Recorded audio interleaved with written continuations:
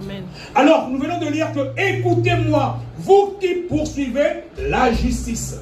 Là, il s'agit de quelle justice? C'est la justice de Dieu. On dit, écoutez-moi, vous qui poursuivez la justice, c'est-à-dire la justice de Dieu, et essayez de marcher dans la sanctification, vu que Dieu est saint et que la sainteté, c'est le premier de ses attributs. On dit, écoutez-moi, vous qui poursuivez la justice, qui cherchez l'Éternel.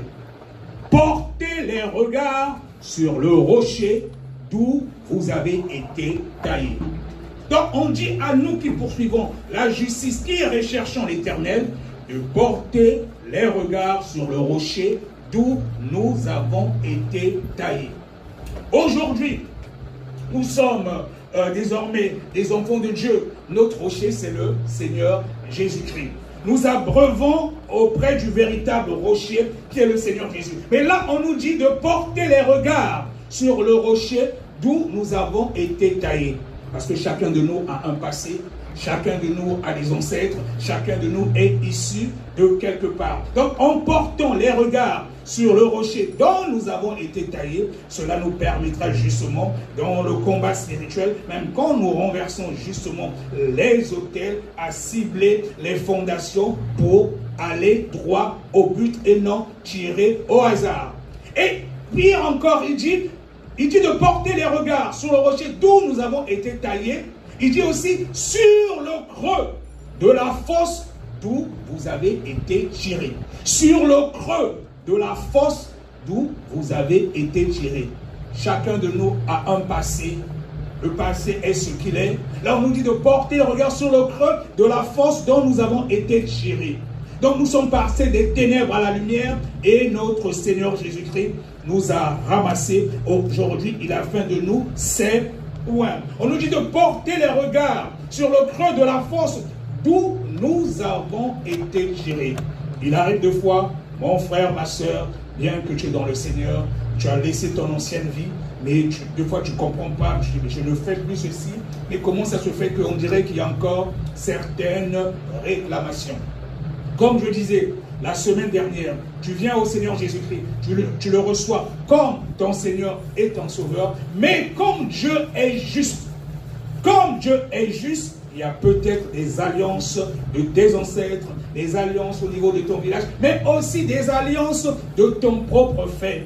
Il y a peut-être eu des mariages de manière inconsciente, on t'a peut-être doté quelque part, tu es dans une vie de célibat, tu vis avec des gens, pour ceux qui ne sont pas dans le Seigneur, ça ne dure jamais, ou même deux fois, parfois tu es marié, mais le mariage ne dure pas, au bout d'un moment, c'est la séparation, c'est des problèmes parce que tu es certainement marié déjà quelque part.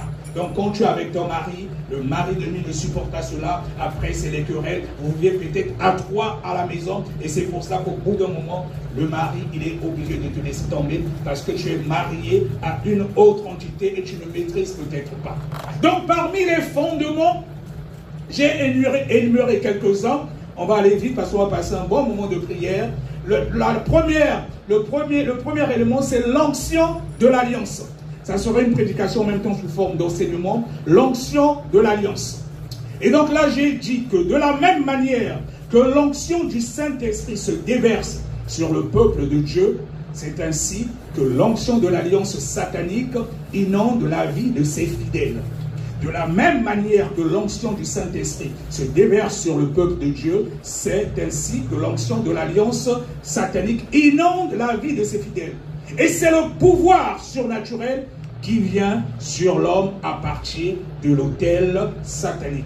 En tant qu'enfant de Dieu, nous vivons deux fois une vie de surnaturel. Mais quand tu as scellé certaines alliances avec le monde des ténèbres, il y a aussi un pouvoir surnaturel qui arrive et qui te suit tant que tu n'as pas encore brisé certains liens. Le niveau d'onction que tu reçois dépend de la puissance de ton autel. Lorsque l'onction satanique des alliances ancestrales vient sur une personne et les amène à poser des actes de violence et ignobles, des abominations, ces personnes-là peuvent même aller jusqu'à tuer facilement.